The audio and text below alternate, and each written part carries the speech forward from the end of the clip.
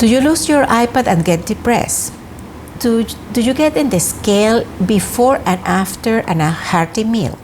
Have you ever felt identified with the phrase, "I can't live my life without you"?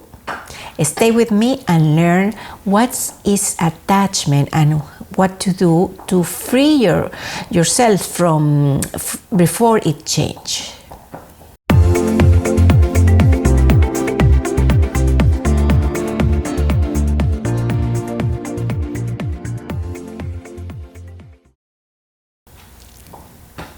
Happy present moment and welcome to Jeanette Salvatierra TV.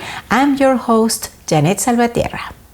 Attachment is an obsessive bond that is established with an idea, with a situation, with people, and even with emotions and sensations. Usually, we say that all those things are the source of attachment. It originates for three reasons. One, because the source provides pleasure. Two, it gives you a sense of security. And three, it represents a form of self-realization. That is, it gives meaning to your life. Attachment should not be confused with passion. While your relationship or idea with the person, with that emotion, don't dominate your will or enslave you. Your passion for the source is healthy. For example, you can be passionate about soccer because you practice, because you go to as many encounters as you can, you see them on television, but if you cannot do anything of this, nothing happens. You are as calm as ever. So learn to distinguish from obsessive passion or a healthy passion. Obsessions make you feel desperate, insatiable. So be attentive to all these signs. No? Obsessive passion, that is attachment, is close to addiction. In fact, in the English language, the word addiction is referred to this type of behavior in which you are a slave to desire because it controls you and stop being yourself. This kind of desire is what Buddhists call the foolish desire.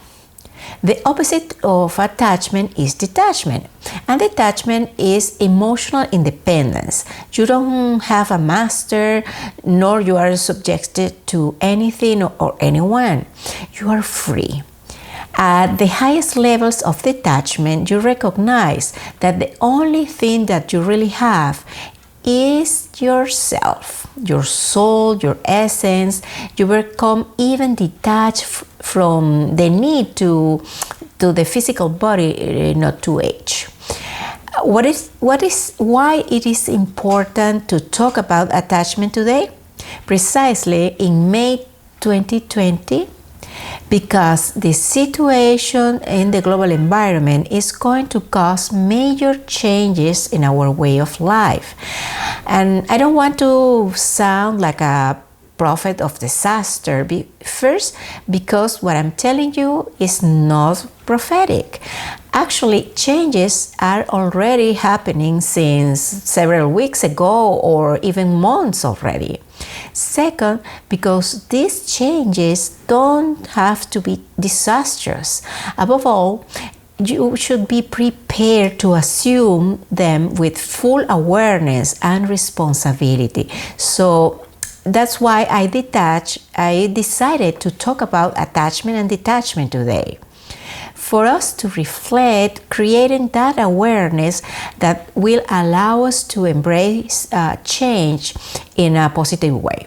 We are already living that change, and therefore we will be able, practicing detachment, to feel less pain or no pain at all.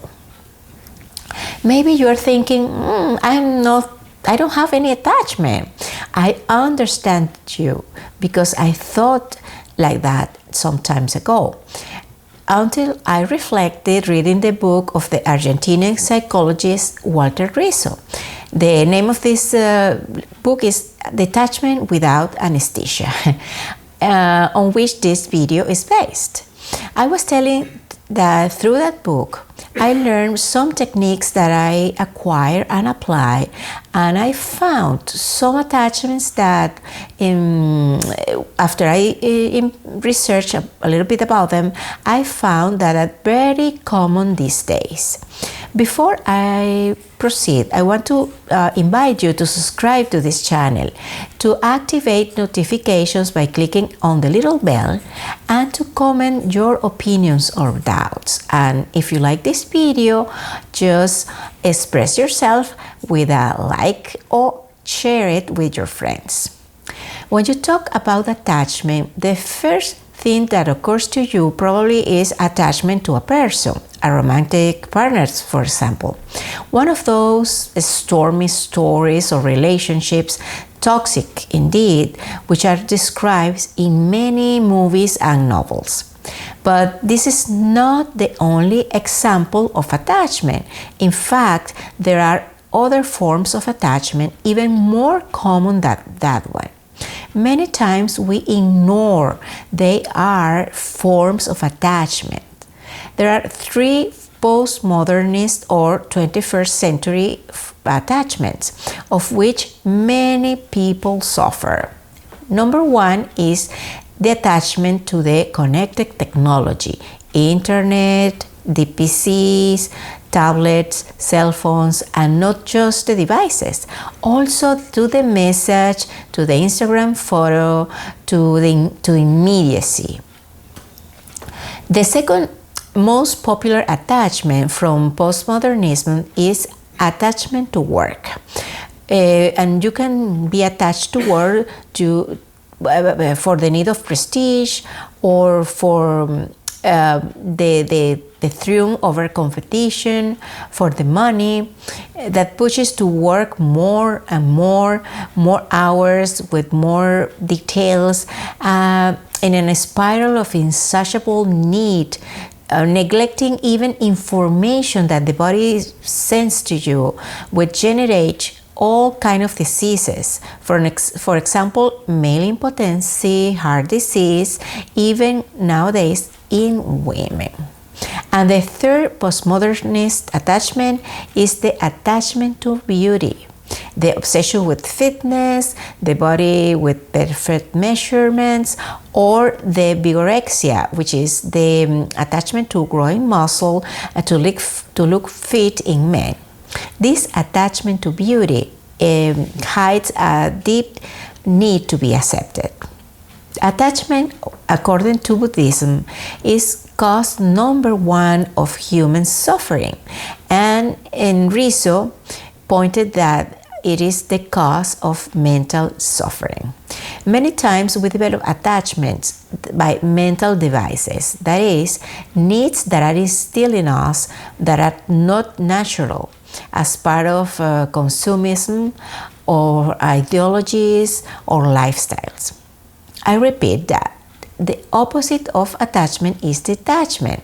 Detachment is freedom, because with detachment I understand that I am valuable as I am without copying anyone or keep me a slave to a source of attachment. I understand that not all things are permanent, and I'm ready for loss. I embrace, I accept the uncertainties, and I prepare for whatever it happens. And even though the loss hurts, my life doesn't end without it. How to develop detachment? First of all, reflecting on that relationship, that object or source of attachment. Does it really defines me? Categorically, without a doubt. It is essential for me to continue living, for me to be happy. Second, I recommend you make a list and reflect on every potential attachment, people, objects, situations, or status. Sensations. If I lose my job or my partner, my home, this car, what happened to me? You can use the following questions to help you in your reflection. Is this person, object, situation essential for 1. My happiness, 2. My security, 3. My personal fulfillment or life mission? Finally, practice progressive detachment. For example, if your boyfriend doesn't call you, wait an hour, and after that you can wait another hour more. And another example of practicing detachment, and my favorite, is open a chocolate bar, look at it, don't eat it. Thus you will strengthen your willpower. I invite you to use these days of confinement at home to review your attachments. Develop detachment from what doesn't suit you, or you may have to go away, and prepare like this for the changes that will be here soon. Detachment is not heartbreak, selflessness, or necessarily it implies loneliness. Conversely, detachment is the exercise of your ability to choose, of living without something or someone, that letting it go, that thing that makes you unhappy. Reencountering with yourself with love, your self-worth, and your self-esteem. Thanks for watching. Blessing for you and your work, and see you soon in an upcoming episode of Jeanette Salvatierra TV.